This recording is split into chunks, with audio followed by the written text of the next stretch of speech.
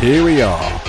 Rucks Balls and Oval Balls is back once again, and this time we're at episode 19 of the podcast. Amazing stuff. But, as ever, joined once more to talk rugby nonsense, I'm joined by Rory. Rory, say hello to the listener. Hello, listener. Hello, welcome back. You are in for a treat this week. Oh, I'm holding in so much excitement, I'm not going to go there just yet, but shoo me. So, before we get into the rugby, Rory, let's talk about the mundane banter that we always like to discuss. How are you? How's things going? How is the world of Rory this week? Pretty good, David, I have to say. We're coming to the end of a bank holiday weekend, which has been lovely. Absolutely thrilled to have that extra day. Bit of sunshine, the weather's been glorious in Essex, as per the old English Riviera has been shining down in Leigh-on-Sea. Oh, lovely. Enjoying the old town, visiting a couple of the local establishments. Been very nice too. Wow, very nice. That sounds delightful, Rory. Yeah, it's been good. How have you been? Yeah, not too bad, not too bad. Similarly, I've been down at the races today, down at the Bath Racecourse. You know, on the GGs, taking in the sights and sounds of a racecourse, and coming out in profit. So, who's the real winner? Eh? Well, it's you if you're in profit. Exactly, literally, you're the winner. Literally, I am the winner. Yeah, you're quite well done. Thank you very much. So, yeah, please gamble. Yes, absolutely. Do not take that as any other message. Then responsible gambling is the only form of gambling. Mundane banter complete. I'm not hanging around this week, Rory, because I want to move on quickly. Quite frankly, this week we've got a tight schedule. We're talking about 2 games of rugby that took place this weekend, a kind of tour that's happening this summer. You might have heard of it. It's called the Lions, and we have a Q&A to kind of complement some of our, quite frankly, astonishing engagement we've had on our social media this week. We're doubling down and basically doing some more of it, so we're going to be doing a fun Q&A that is going to be fed out to the world, and let's see if we get the same sort of absolute avalanche of engagement that we were not prepared for. Rory, do we want to get started? Are you ready to go? Because I think I'm ready to go, David. I am. Well, Rory, we'll start. Visibly fizzing. I'm visibly fizzing. We're going to start with, I think, Leinster versus Northampton. I'll game that one. Happy to start there, are you, Rory? Because I am. Yeah, I've got some thoughts on actually what occurred in the game. You know, some of the slightly tactical stuff that I'm really interested in. I want to talk to you about. But I think where we really should start, David, is I'm just going to hand it over to you for the emotional analysis, the emotional reaction to what was one of the most exciting matches I've watched ever. I was watching this with some friends. It's not often you are jumping around a living room, hugging each other at the result of a game of rugby that you're not present for. But this was one of those said occasions, because it was unreal. The final 10 minutes, I spent most of it with my hands over my eyes. Yeah. Very hard to watch, but at the same time, very hard to take your eyes off of it. It's been an absolute bizarre one, because I'm so packed full of pride of how well Northampton played in this game. It was probably, hands down, the biggest win I've ever seen a Northampton team pull off when you give the context, the backdrop, the history. And I rank it in terms of victories above the 2 Premiership finals. Because that's a huge call. It's a big call, but I think the backdrop being the absolute gigantic underdogs going into the game. Leinster were 1-25 with the bookies before kickoff to win the game. That shows you how the betting market saw this game being a comfortable victory for Leinster. Being in the Aviva in Dublin against Leinster, who have nilled 2 teams previous in the last 2 knockout rounds. The injuries that Northampton have had to manage through the season, up until this point, getting new injuries right up until the start of this game, to then go put a performance like that in, put 37 points on Leinster in Dublin, absolutely unreal. And do you know what made it even sweeter? Go on. I was getting pelters left, right, centre, diagonally, underground, overground from a vast amount of Leinster fans prior to this game purely because of the fact that I was arrogant enough to assume that Northampton may have a chance to win this game. I was getting called delusional in our own Discord channel. I was being told that I'm just a typical Brit who's got no idea. I was being invited to come back and have conversations once the game's over and Leinster have put 50 points on them. Have you revisited any of those conversations? Magnanimously, politely, and full of respect, no. But yes, I've gone back to each one of those commenters and I've replied saying, this aged well, hasn't it? Yeah, how's that feeling? Better luck next year.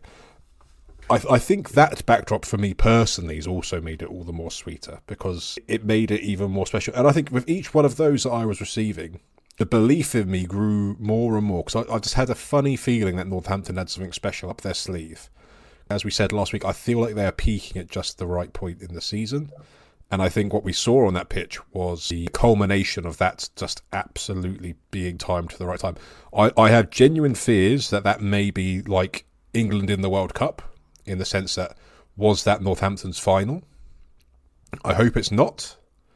You've got a few weeks to rejig the emotions. Yes. Yeah, so we do have a bit of time, rejig. And what it has done is proven, again, what you said last week, Rory, is that Phil Dowson is a man who can get a team motivated and get a team driven in individual games. And boy, you could see in the way that team defended. Where do I start? It's a tricky one, Rory, because to a man, every single one of those Saints players absolutely met what was in front of them with probably the best game a lot of them have had in a Saints shirt. If I was to say to you before the kickoff that Elliot Miller-Mills and Tom West were going to hold their own against Andrew Porter and Rabah Samani, you would have probably said, okay, that's a bit much now, David. That's okay. There's all this being optimistic, but that's just saying some crazy stuff. But that's what happened. You would have said I was crazy that we were going to absolutely pocket R.G. Snyman and he'd get nowhere on the gain line. But that's what happened. I can't remember a single thing that Leinster done that I was like, oh, they're better than us. Northampton had an answer to everything. Yes, they certainly did. So listening to that was sort of the emotional response. Yeah, I've got the emotional response out now. We can go to the analytical. Yeah. No, I mean, to be honest, so I've made no secret of it that Saints are far from my favourite team in rugby, and it's a dislike that's been passed down man and boy. I was watching this game with my old man, who has an equal, if not larger, dislike for Northampton.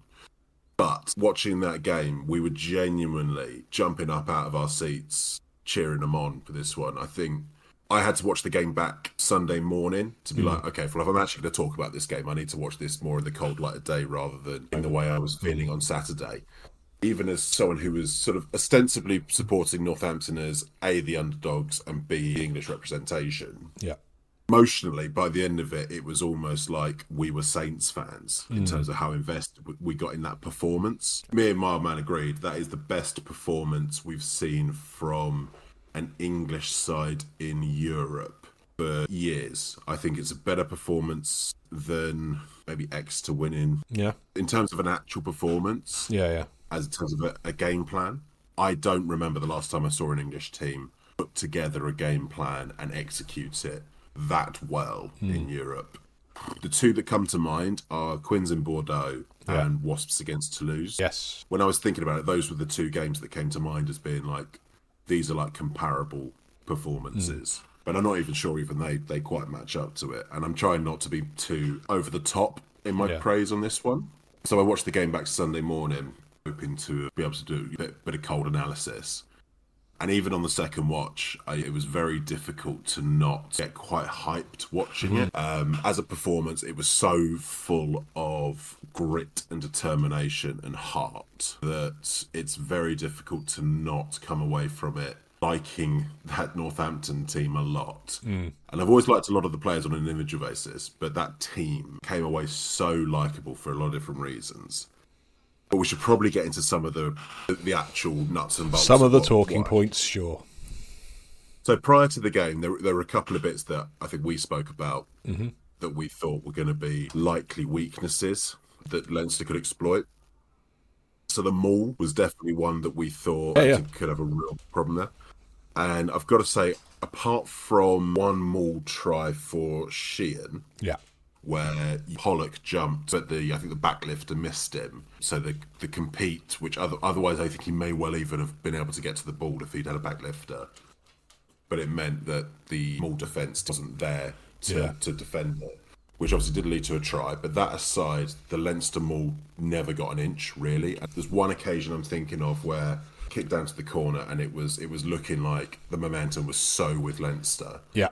And the counter drive was timed so well, you knocked them back by 2 feet. Yes, I remember it well. That was an enormous... I think as the somewhat neutral in the pairing, what I will say is if Leinster fans were to have any complaints, I think an argument could be made that the scrum, Northampton got the rub of the green in terms of the decisions. Not in so much as Northampton were obviously doing illegal things and getting away with it. I think the times when Leinster did get a shove on and the referee just made them play the ball away rather than... Yeah, some refs would call that a penalty where other refs say, play the ball. It was quite a classic top 14 interpretation of scrum time. A bit of jouer rather than over officious, which actually I think was a good way to do it. I don't think that game should have hinged on that. There was a couple of free kicks and a penalty that Saints won at scrum time that, on reflection, I go, yeah, okay, maybe you can justify that, but it's not cut and dry here. And I would say, were I a Leinster fan, I'd probably be looking at that going... We didn't get much change out of the referee that one. But that aside, there's real areas where Leinster can have any complaints about losing that game. But I'll tell you what my thoughts were about Leinster. I think they looked like a team who hadn't played together for 4 weeks. And that's exactly what they were. Yeah, and I think that's been a lot of the discourse since about Leo Cullen. This perceived strength or advantage that we've probably bought into ourselves about how they can manage a squad. You know, I hadn't realised that James Lowe's played more for Ireland than for Leinster this season. You'd have to say on the evidence of that game, they looked undercooked. I think so. There's also a question out there, and I know I've seen a lot of Leinster fans asking this, is Geordie Barrett on the bench? Well, it looked weird to me when they announced it, but then you go, well, they've still got Robbie Henshaw and Gary Ringrose. It's not like... They do. It's not like they haven't got good players in that space. But you'd have to say that, I mean, certainly Robbie Henshaw in particular, to my mind, didn't really do much in the game. And Geordie Barrett looked dangerous when he came on. A couple of turnovers, some good interventions. Whether Geordie Barrett plays Leinster win that game, that's up for debate. Yeah, I don't know. But just from a starting lineup, and you go, okay, you started Cian Healy over Andrew Porter. I get it. I get that kind of South African mould to bring on your strongest scrummagers later in the game. But kind of got undone by him getting injured. He got hooked within 25 minutes, and to be honest, he wasn't really going great guns before that. No. So I think is it Boyle, their other loose head? Yeah. The young lad? Yeah. Maybe that would have been a better option. Some of the decisions from Leinster about not taking the points, I mean, in knockout rugby, you know... Is that a bit of arrogance? They left a lot. Look, it might be arrogance, it might just be that's the game plan, and they back themselves to score the try, you know, who knows. But conventional wisdom would say in knockout rugby, you take the 3, you keep the scoreboard ticking over. That would be the way to it. Given they only lost by 3 points and how many kickable penalties they'd turned down, you know, you start to think that seems like a failure of leadership. To be honest, I think in this game, I don't really want to reflect too much on what Leinster did and didn't do, because actually I think that detracts from... what Northampton did do. What Northampton actually did do. We start from the top, from the coaching perspective. So massive achievement to get the team in that emotional state to produce that performance. That's a huge tick in the column for them. And then what I also thought was their substitution policy through the game was spot on. They weren't making arbitrary timed substitutions for the sake of it. The fact that when Kemeny went off, they substituted Litchfield for Angus Scott-Young. Yeah. Great decision. Absolutely. They didn't even wait. No, they just thought, we're going 8v8 in the pack.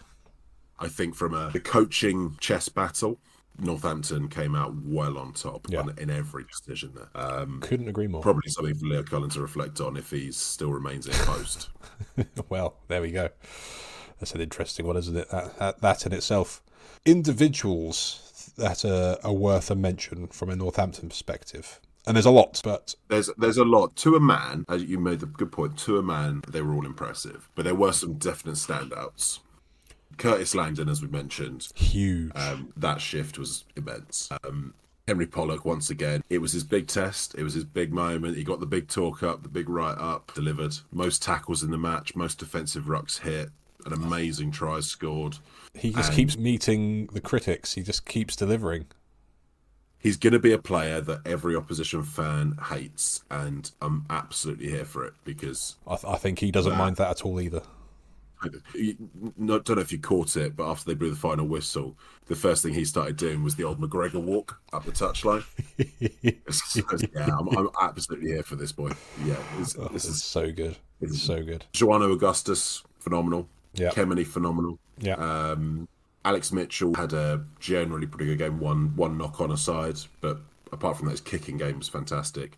Finn Smith was world class. Yes. Finn Smith may well have booked in his place on the Lions tour on the back of that performance. The line he took for that first try off Ram was phenomenal. Phenomenal. Absolutely sensational. And his kicking and just bravery with the ball. He pulled out a kick pass at one point in their own half, and he just go, "All right, okay, all right, we're just going for it." Fantastic. Yeah. James Ram absolutely stepped up in Furbank's absence. A properly well-rounded, every aspect, all-court fullback display in attack and defence. Was a rock at the back, fielded everything, linked up in attack, scored a lovely try. He can walk off that pitch very pleased with what he did. I feel like this is building up to a certain individual, though. Tommy Freeman, man. Is he, I'm just going to say it, is he the best winger in the world right now? Well, there is a man in the other semi-final that would have a big claim on that one. Fair. But that being said, given that he was up against someone who's to many people's minds a nailed-on starter for the Lions and made him look quite ordinary in comparison, Tommy Freeman is showing more and more this season that he is... full package. And there's no real weakness to what he does. You know, he has got everything in his game. But what he really has is bags of pace. The break he made off that line-out steal on the 5 metre line, just to get the team up to like the halfway, ghosting past 4 or 5 players. The finish off the Augustus offload, you know, got Tommy O'Brien and James Lowe chasing him down, just still gets there. What he is just an extremely talented, skilled player who's not one thing or the other. He's not a pace man, he's not a power man, he's not a link man. He's all of the above. He's every man. And more. I think about a year ago, the last Six Nations, when England had some mixed results, there was some questions over whether Tommy Freeman was the right player to have in that England squad. And I remember at the time thinking, I feel like there's a good reason to stick with this guy. I've watched him enough for Northampton to think there's something there. Let's not switch at the first sign of trouble. And all he's done since then is just back it up, back it up, back it up. His performances this whole season in a struggling Northampton side generally, with no George Furbank, Hendy in and out, Slight Home in and out, different centres inside him, playing at centre. Different tens, different 9s. And he just keeps performing. He scored, I think, in his last 10 games in a row. And some of those were the Six Nations. So, 5 of them were the Six Nations, in fact. What you have to say is whether or not he's the best winger in the world at the moment is by the by. But what he certainly is right up there. For me, I think he's nailing himself in that Lions jersey. If that ink isn't dry on that letter already, it should be. It should be. 100% should be. Yes, I'd run out of superlatives for superlatives on... I like superlatives. Yeah, it's good, isn't it? Yeah, but I've run out of them. I've run out of them for Tommy Freeman. He is fast becoming a Saints absolute hero, legend.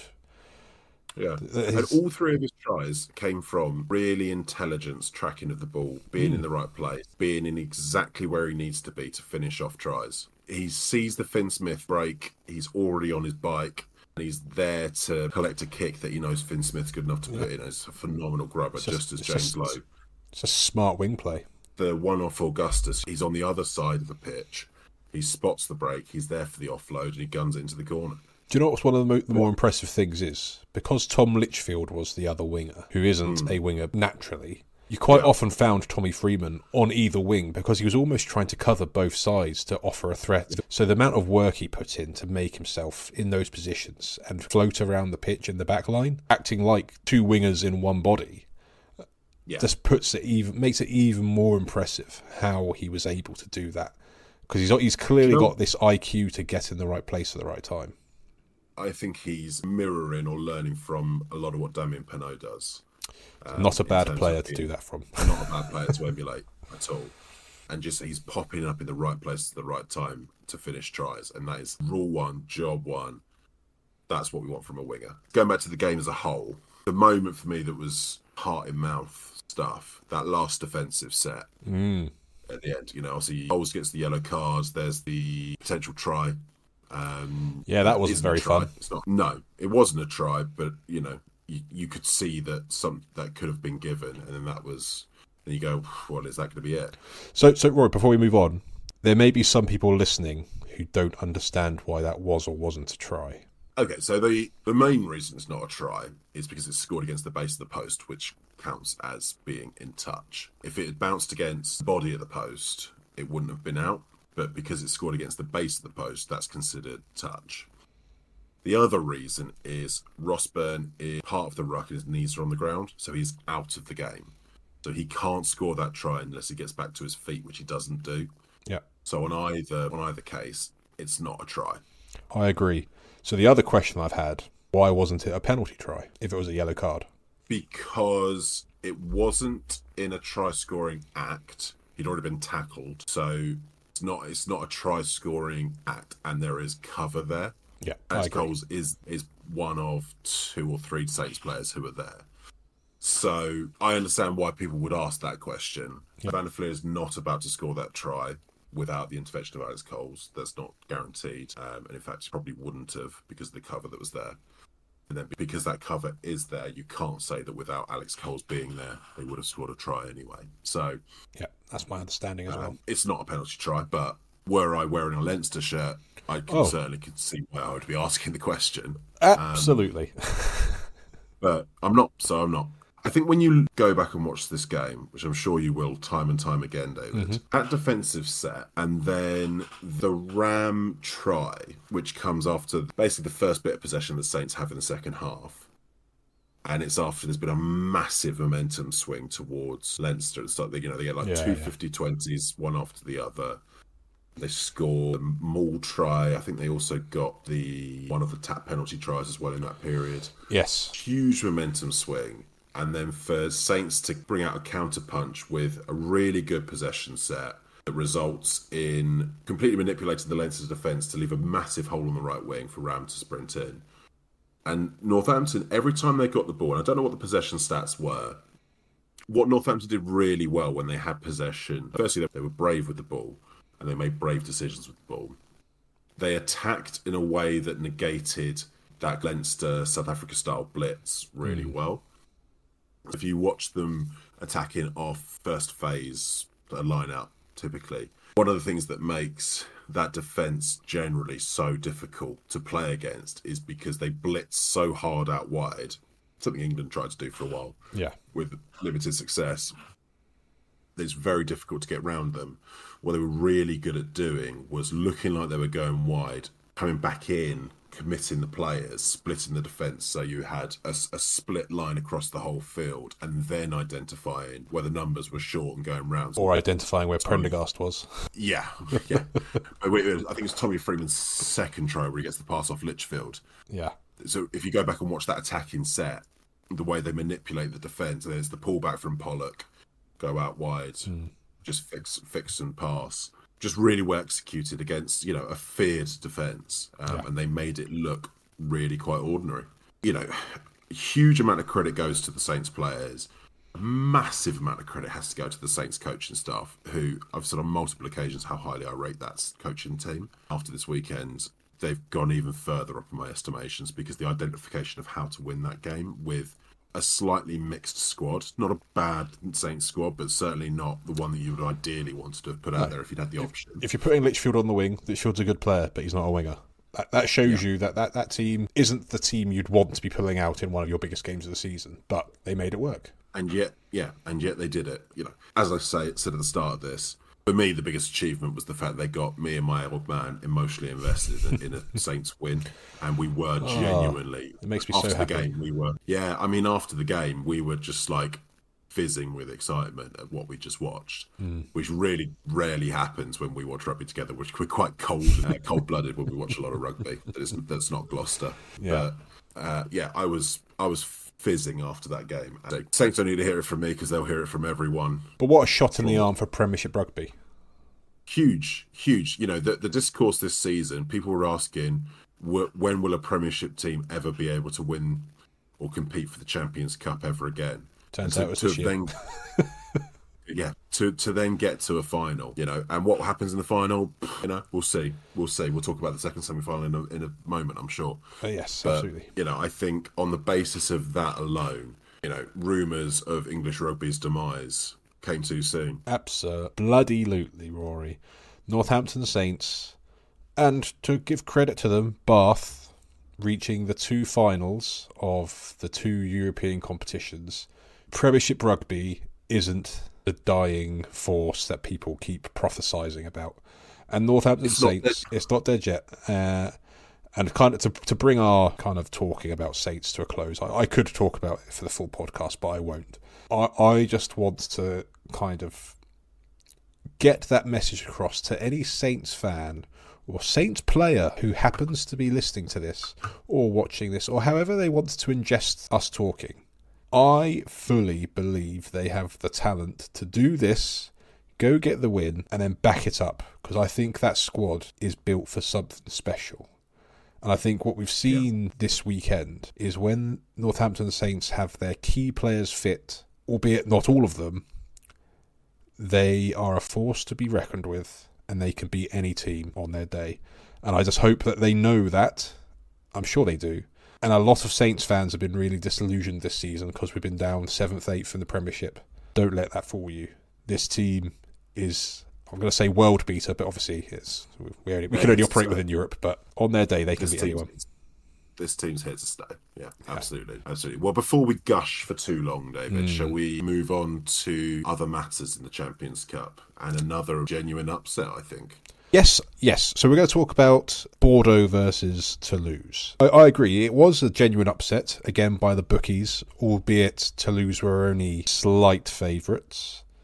It's an upset in terms of what the casual fan would have expected. Yeah. And probably a top 14 table, because Toulouse are kind of the dominant force. But I think it's also worth flagging. So we've talked about Northampton's injury problems. Toulouse, well, they've got injury problems, but they've also got a squad that's packed and really can't use injuries as too much of an excuse because their wage bill is probably the biggest, maybe bar Leinster, in Europe. Can I reel off some of their big missing names, though, just to put reel them off? Because I think it's important. Yeah, it is important. There is some context to why this Toulouse side didn't look so good on Sunday, if we're being frank. But they're missing Dupont, to most people's reckoning the best player in the world. Thomas Ramos, rock at the back, their goal kicker, playmaker. One of the key men for Toulouse and France, playmaker. Malvaca, so whether starting or coming off the bench, a huge physical force for them, a huge energy giver, a key component to their game plan. Blair Kinghorn, who's been, by all accounts, a phenomenon. Obviously massively important to the Scotland team. His improvement has by and large come down to the environment that he's been in down in Toulouse, like many expats have found down there. Well, he's taken to the top 14 like a duck to water, really, hasn't he? That being said, they still had in their back three Malia and Kapawatsu. They still had Entomac at 10, Peter Arki and Barassi in the centres, Julien Marchand at hooker. Yeah, I'm not getting the small violins out just yet. No, if I just on the bench, they had Netty, Merkler, Gelange, Saito, who's the Japanese starting 9, and Shokobares, who is a starting central winger for the Pumas. The world's smallest violin, maybe for some, but there's no doubt that Toulouse have been affected by injuries. Yes. But I think, again, without getting too carried away with the woes of Toulouse in this game. Let's talk Bordeaux. Let's talk Bordeaux, because just when you think you're safe, just when you think you've negated the threat, Luku slots a penalty over from 60 metres. Yeah. How does a man that small have a leg like that? No, I think he stole it from a donkey or something. Kicks like a mule, that boy. The first try, right? So Samu scores the try. Oh, yeah.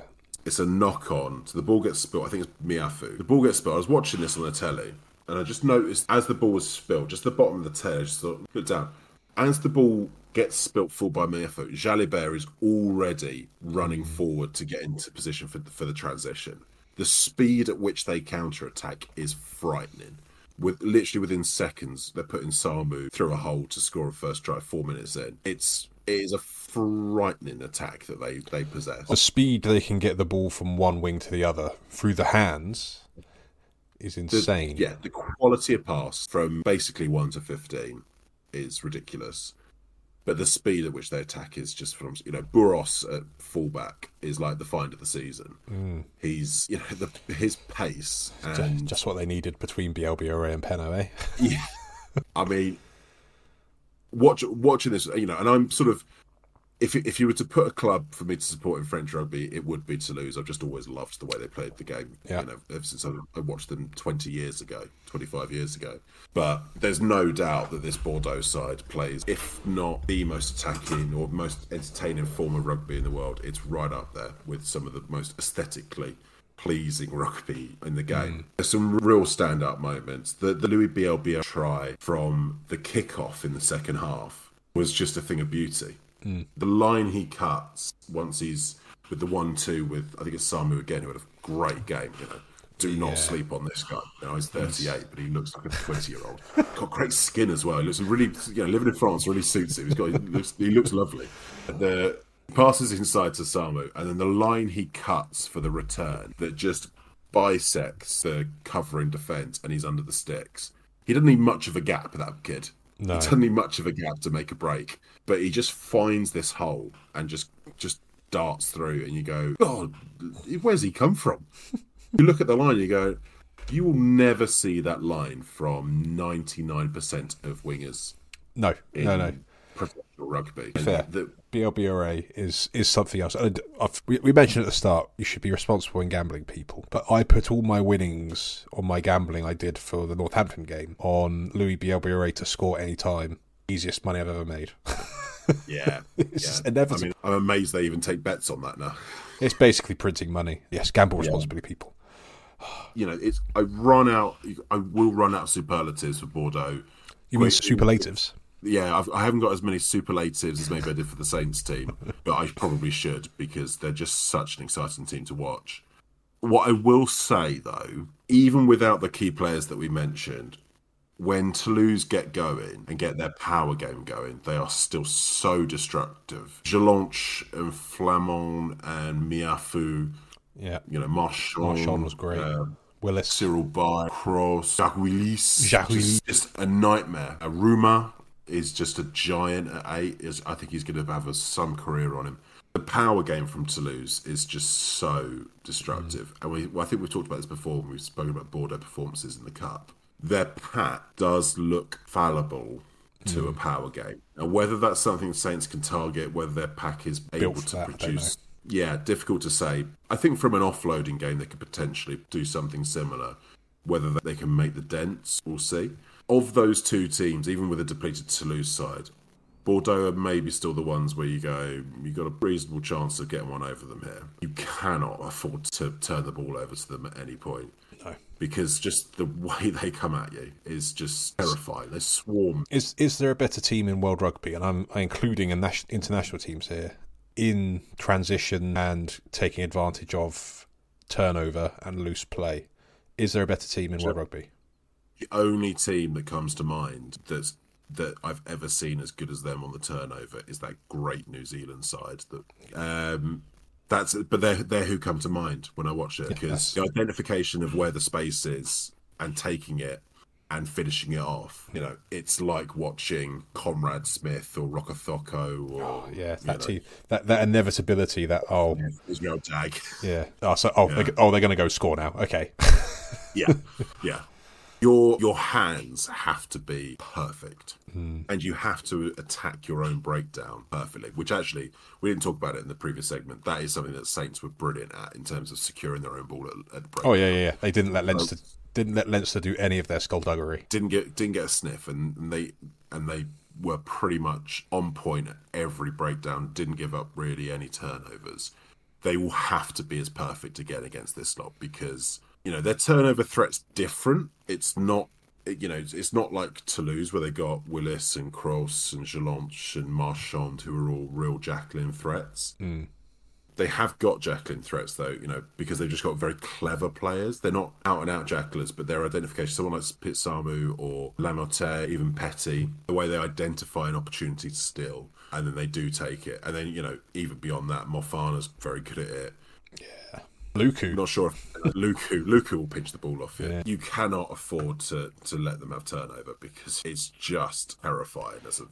I hope the number one thing that Finn Smith will get told on the day is when you're kicking the ball out, make sure it lands in the first row. Don't let him catch it. Of course, he'll have been aware of this from having played France. He'll have seen Bielle-Biarrey. I mean, looks like Penaud is by the look of him at the end of the game after the match, he doesn't think he's going to make the final, which is devastating for him. Retier is not a bad replacement by any stretch. Just another French winger. Another French international. But you cannot kick loosely to them. You cannot afford to let them turn you over, and you cannot afford to spill the ball. How exciting is that final going to be, though? It's two of the best attacking sides in Europe. Northampton will need to perform as well again, and what they will have to spend the next 3 weeks building that emotion. They will have to manage their squad because they will need everyone firing. And they'll have to do it in the way that they've done it the last few weeks as well, and which is probably a bit of mixing and matching, rotating in and out. Do they take their eyes off the Premiership then? There's still a slim outside chance of getting top 4. They're not going to get top 4, realistically. I don't think Sale, Gloucester, Saracens and Tigers and even Bristol are going to drop enough points to give them that opportunity, really. I might be wrong, but if you look at, say, Gloucester have got Quins and Newcastle and then Northampton. Sale are on such a roll. Tigers, I think, will still make it. Although I think you're right that we probably won't make it. I don't think it's Phil Dowson's way. I think he's going to say, until we can't make it, we need to assume we can. And maybe that's the way to build the emotions for them. Maybe you say that every game's a final, and that's the way you keep them up. He's a big proponent of momentum. He doesn't like resting players if he doesn't have to. So it'll be interesting to see how he handles the next couple of Premiership rounds before the final. Very interesting to see how he manages it. Well, one thing you can be sure of is that Bordeaux will be all guns blazing because they are the perennial losers in France. They're the most, with Toulouse, they're the most well-funded and most well-supported, and they haven't won anything for 30-odd years. Yeah. And they haven't won much at all in their history. And they'll see this as a huge opportunity. Well, it's trite to say, but this is their final. To their fan base, if they win the European Cup, they can finally stand up and say, we are on equal footing to anyone else in this league. We're dining at the top table now. Yeah, because they'll still have the barrage in top 14 to go through. They'll still be playing well into June to win that. If they can win the European Cup going into the barrage, they'll think we can come away double winners here. If I was to ask you on the spot right now, take away any of your biases, any of your preconceptions about Northampton or Bordeaux, who wins that final? Ooh, Northampton. Yes! Come on, Rory. He's a Saints fan. I'm still climbing down from the emotions in some ways. He's a convert. One of us. Get that shoe off. I think they've got enough about them at the moment. I think of the two teams, the one that's going to end up feeling more jittery, I think, is Bordeaux. And I think Northampton, they seem to have a bit of a dead eye. They were dead eye in that game. They are the best team, clearly, at executing a game plan against tough opposition. Assuming the coaches get it right and pick the right strategy, get the right players on the pitch, get the emotions right. You saw the coaches laughing in the box before the game. They looked relaxed. They looked like they were comfortable. Do you know what I love? They look like they're enjoying every second of that job. All of them. Yeah, they do. They do. And if they can go into this final with that kind of energy, I think Northampton are going to do it. I agree with you, Rory. I agree. I think they're going to do it as well. I can't wait. I'm buzzing. To get a second... I'll have to buy another kit to get that second star over the badge. Oh, I'm fine with that. Yeah, I think you'll be all right investing. Yeah, absolutely. So yeah, that's the Champions Cup, Rory. I'm still coming from an emotional high over this weekend because it was absolutely unreal. I can't wait for the final. But for the sake of the podcast, we move on. And we've decided, Rory, that it's not just about Northampton Saints this week. There's another thing going on. Big announcement coming. On the 8th of May, there's a little team getting announced. I think you might have heard of them, the British and Irish Lions. The squad's getting announced. And are we part of rugby social media if we don't then try and put our own team together? Obviously, that's what we're supposed to do, right? Well, shall we put a squad together and then pick our 15? That sounds like an idea. Before we do the squad, Rory, latest news, Caelan Doris is going in for shoulder surgery. Yeah, I heard this. A massive blow. I'm obviously for him. Feel for him. He is a phenomenal player. He is phenomenally handsome. I'd love to see him on the Lions tour. He looks so crushed in the post-match interview, and I just wanted to give him a big cuddle. If we lose Caelan Doris to the summer tour, it's a big blow because he is the standout number 8. And he probably would have been the standout captain as well, wouldn't he? If he's not going, for me, only one man. It's Maro Itoje. Yeah. Okay, that's my captain now. So we're agreed. Our squad captain will be Maro Itoje. Yeah. Okay, let's start from the top, as we always like to. Start from the best. Let's start in the front row. Yeah. I have a funny feeling we might come to a similar conclusion. I've got 6 props. Yeah, I've got 6 props. I do have one I want to debate with you, though. You'll have gone to see me on all of these. On the loose head, I've got Andrew Porter, Les Genge, and I've gone Pierre Schumann. I've done the same 3. Yeah. And on the tight head, it's Will Stewart, Xander Fagerson. Yeah. And I am now split about whether it's Tadhg Furlong or Finlay Bealham for me. Interesting. I'm a bit split on the decision, but because there's been a lot of talk about Furlong, a lot of injury problems. Let's talk about whether he can get back to his best. And I have to say, on the evidence of Saturday alone, as I don't watch a lot of the URC, so I don't know week in, week out. But on the evidence of that game, I thought that's a man who doesn't look ready for a Lions tour. Interesting. So I had the same 3, but I'd opted for Furlong. I think that's purely just because of credit in the bank. Yeah, I'm still leaning towards it. But I would say if there's any fitness questions or form questions come the announcement and they go Finlay Bealham, I wouldn't be surprised. I'd still opt for Furlong. Yeah. But I don't know that he's as nailed on as people would probably have thought beforehand. No, and as you say, based off of this weekend, you can see why question marks may be starting to be up there. That's a fairly unargumentative start in the front row. It's good to know that we're aligned in kind of our area of expertise. Yeah. However, hooker, I've got 3. I've got 3. Sheehan. Yeah. Jamie George. Yeah. And I've gone for Dewi Lake. I've gone for Theo Dan. Ooh. Okay, so let me make my justification on this one. Okay, because you're going to have to justify it. He has had quite a few injury problems, but I'm going to on a couple of things. Firstly, I do want to have a bit more Welsh representation in the squad. I just do. I'm just a believer in that kind of representation of all 4 nations. At his best, Dewi Lake has a shout for being the best hooker in the British Isles. On form and at his best, he's in that conversation for me. Very different player to Sheehan and Jamie George as well. Plays more like a number 8, which he was until quite late on. I think he was a number 8 until he was about 19, converted. Really destructive ball carrier, destructive around the breakdown. And then you've got the option of Sheehan, who's a bit of an edge forward, pace option. You've got Jamie George, who's your all-rounder, experience, leader, vibes in camp, all-round good player. And then Dewi Lake is your power option, which I think is probably what you're thinking with Theo Dan, right? So for me, and maybe this is just me, I've never really seen the hype around Dewi Lake personally. I've never been that impressed by him, but maybe it's unfair because he's been in a relatively unimpressive Wales team. I think I've always had an issue with Welsh hookers. I don't know why. I never really got the hype around Ken Owens. And lots of people liked Ken Owens. I don't know what it is. I'm quarter Welsh. I should be backing the Welsh. But something about Welsh hookers, I've just never really thought they were that good. I can't explain it other than... You like your hookers in other flavours? I'm not partial to a Welsh hooker. I like my hookers to be a bit more red rosy. So I chose Theo Dan. I think a big part of it was that performance he put in against Toulon for Saracens. It showed what he can do as an individual. I get your point about Lions being about having representation for 4 nations. I get that. But I also think you also want to see some of the players that can do things that other players can't. And I think Theo Dan's got that little bit of X factor that some of the other hookers don't have. He does offer something different to what Sheehan and George does. I know you say Sheehan's a bit of the pace man, but he likes to sit on the wing and pick up an easy try because he's smart and knows where to put himself. Theo Dan is electric when in the right circumstance, ball in hand, in loose play, very exciting to watch. Yeah. That's why I went Theo Dan. I'm not going to fight you on it because it's not a hill I'm willing to die on with Dewi Lake, but I just want to put it out there to our Welsh listeners that I did... Yeah, that would have been my pick. It is on record. I do think he's going to be in the consideration, assuming he's fit.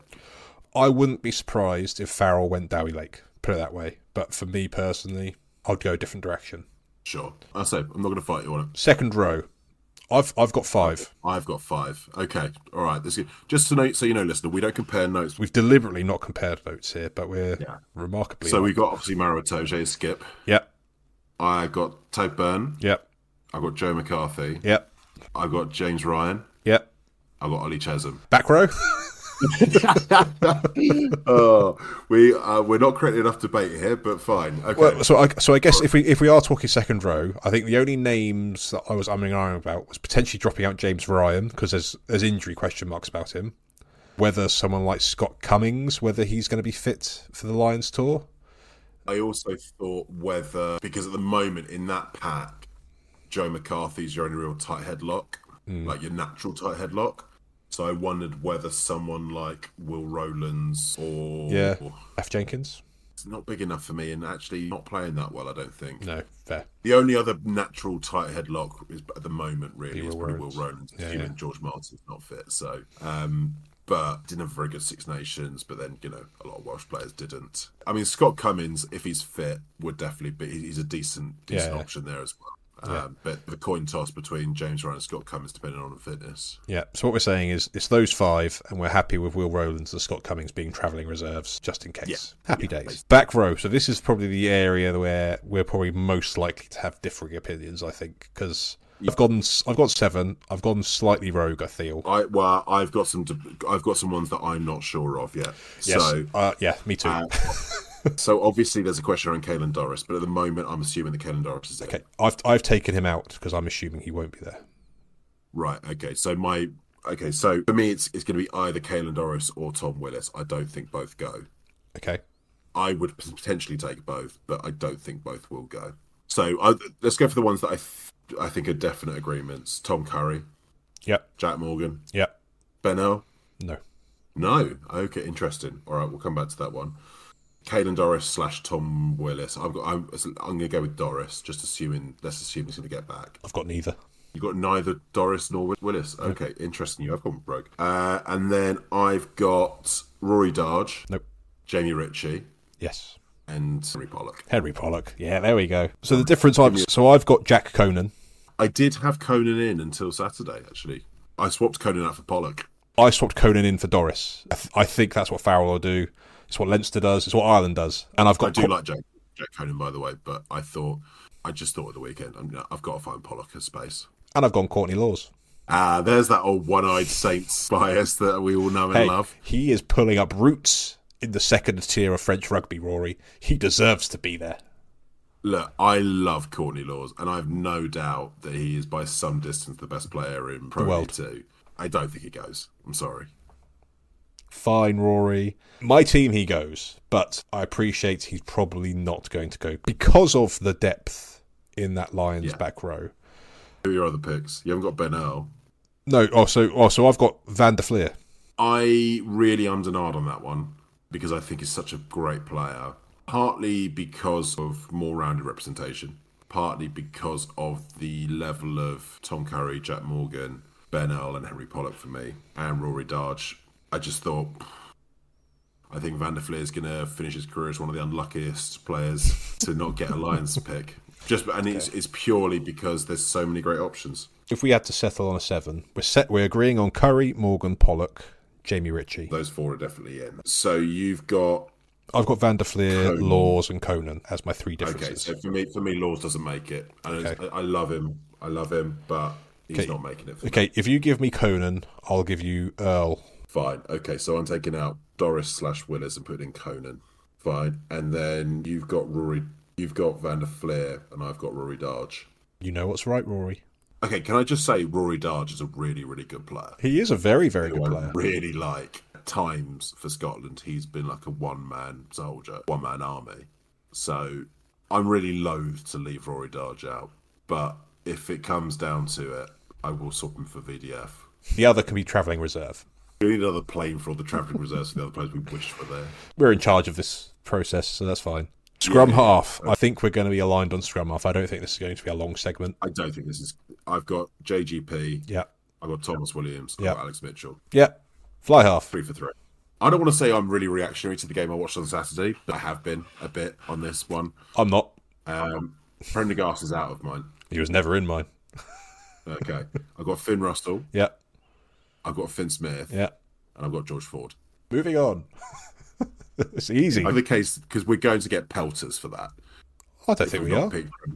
We've not picked Prendergast, and we've not picked Marcus Smith. Okay, one, what has Prendergast done to suggest he is ready for a Lions tour, other than wear a Leinster and Ireland shirt?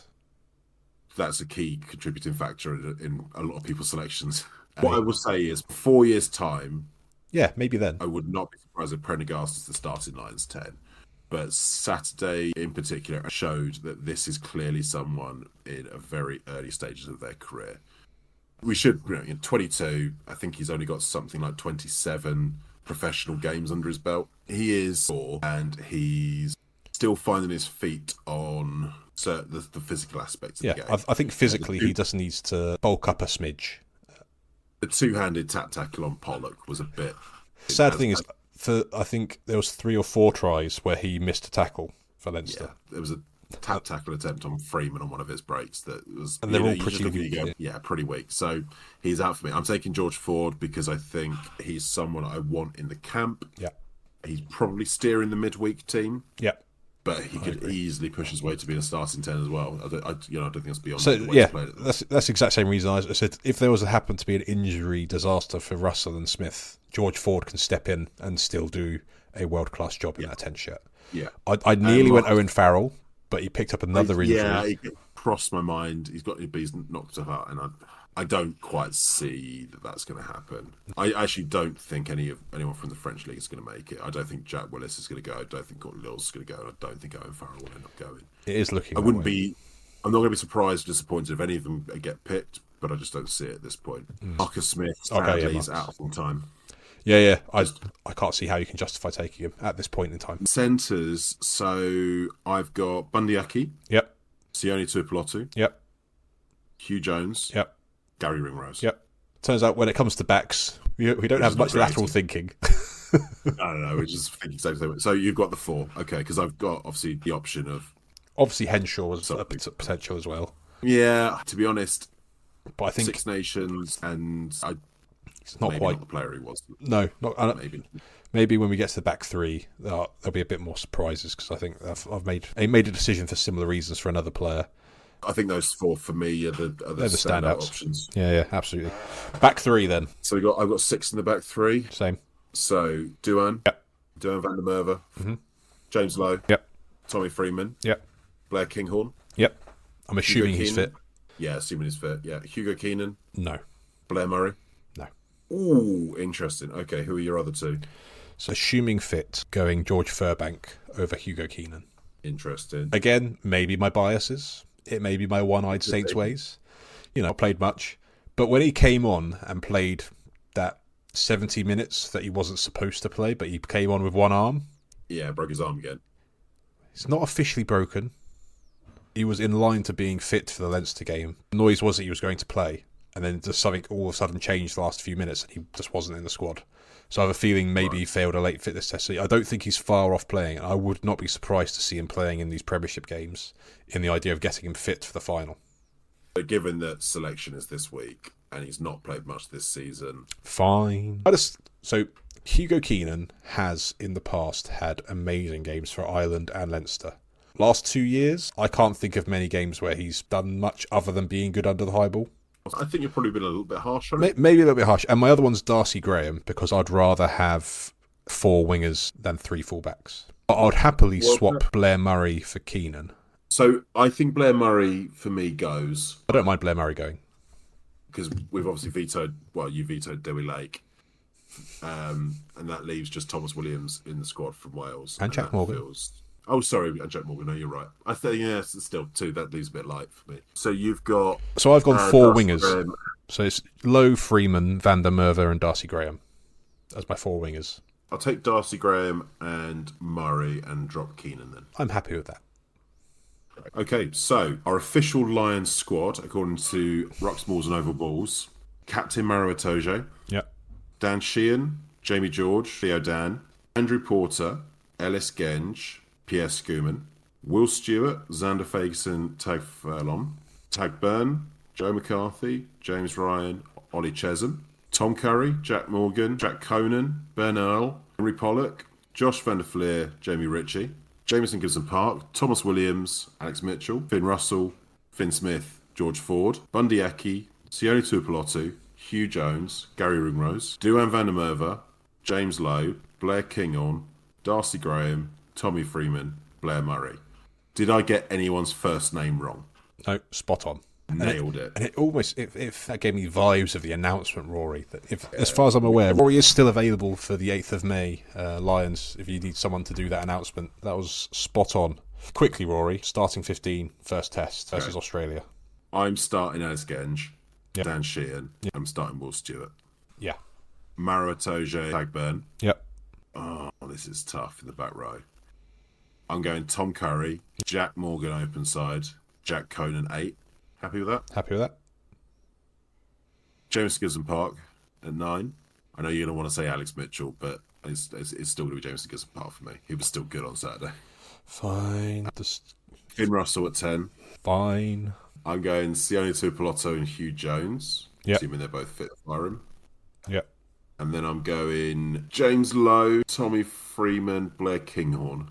I'm in agreement. I'm happy with that. Excellent. There you have it, people. That's the Rucks, Malls and Oval Balls Lions squad. Let's see how far off we are when it comes to the announcement on Thursday, 8th of May. I will be doing personally a live on TikTok on Thursday afternoon around 4ish just to do some reaction to that squad. So tune in if you can. I can't wait. Squad announcements. Squad announcements is usually when it starts really getting exciting for me. Yeah, I just love a Lions tour. Oh, it's one of my favourite things. Bucket list. France? Bucket list, probably once I'm retired and old, is to just do a Lions tour. But yeah, agreed. Before we move on to our Q&A special little segment, we have to check in with El Presidente of the Democratic People's Republic of the Front Row in this auspicious time in the world of rugby. Let's go straight to Rory, live from the palaces of the DPRFR. Over to you, Rory.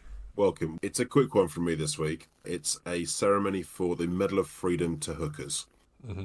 Hookers do have freedom in DPRFR. That is a very key part of our constitution. And in a couple of semi-finals where you rarely will see standout moments for front rowers, they just get on with the work at hand, the grit and determination. There was one man in particular that I think deserves special recognition this week. We mentioned him earlier, but the Medal of Freedom for the DPRFR this week goes to Curtis Langdon for a magnificent performance. Both sides of the ball. His tackling was extraordinary.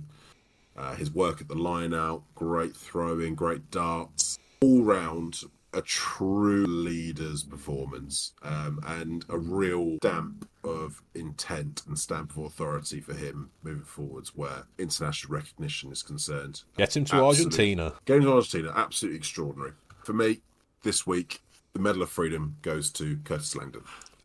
I couldn't be happier with a selection if I could try. Curtis Langdon, huge performance, absolutely instrumental, was everywhere, tackled everything, so physical, so powerful, everything on point in terms of the set piece. I'm a happy bunny. And with that, DPRFR, the curtains are closing. It was only a little quick hello from the DPRFR. El Presidente is going back to a well-deserved nap, and we move swiftly on to a Q&A section. We scratched an itch last week doing a 15 of brothers well, what we thought were brothers anyway. Which we have been roundly chastised from around the world. Yes, including from Mike Phillips, the Welsh scrum half. We've enjoyed that thoroughly. So in this week's episode, we are going to attempt to do a fathers and sons 15. So just off the bat, I'm going to preface this. Have you nailed Partly, yeah. Okay, firstly, I've nailed it. Secondly, part of this is not an exhaustive list of all the best fathers and sons to play the game, all right? Yes, some of this I've just put together to create a 15. There are others out there. Before you start typing names out, we know they exist, okay? To my friends in New Zealand and South Africa and Wales, Scotland and Ireland and everywhere else in the world that gave me dog's abuse all week, I'm aware that this is not an exhaustive list of every family, all right? With that in mind, I'm putting my head above the parapet once more. Yeah. And I'm naming what I think is a very good Fathers and Sons 15. Okay, I've built my own as well, so it'll be interesting to see how much we differ. Let me start with a player I wasn't necessarily until I did the research into rugby families, which is what I should have done last week. My loose head is Gordon Wood, and at hooker I've got Keith Wood. Yeah. Gordon Wood played for Ireland. He's also got a couple of caps for the Lions. So he played for Ireland between 1954 and 1961. 29 caps, 2 caps for the Lions in 1959. Played for Munster. And then his son, Keith Wood, who we all know, one of the greatest players I've ever seen. 2 Lions tours, 97 and 2001. 58 caps, 75 points. Played for Harlequins, Munster and Quins again. Great player. Mate, one of the great hookers, yeah. Yeah, an argument for the best hooker of all time, certainly in the conversation. Height head, I've got Dai Young. I've got Dai Young as well. Yeah, which means that at open side flanker, I've got Thomas Young. Yeah. Again, I realise that there are people who have different opinions on who should be open side flanker. It's very much in the effort to get a 15 put together. But Thomas Young's a player I always really liked. Great wheels. He was brilliant for Wasps. Yeah. Really good at the breakdown. Very destructive in attack. Would have made a great sevens player. Dai Young, a legend of the game as a player and a coach. Played rugby league and rugby union. An enormous prop, an enormous man, and Cardiff legend. Yeah, Dai Young for me is my tight head. Nailed on. Now, with it being rugby, there's 15 players, so you have to find someone who's got multiple sons. Yeah, this is where I struggle. Not many rugby players have multiple fathers. We hope the game changes and there's more opportunities for those kind of players, but there isn't at the moment. So, what I have done, I've got Derek Quinnell and Craig Quinnell in the locks. Mm-hmm. Quinnell family is one of the most famous names in rugby, one of the most famous names in Welsh rugby in particular. So Derek Quinnell played for the Great Llanelli team that beat New Zealand at Stradey Park in the 70s.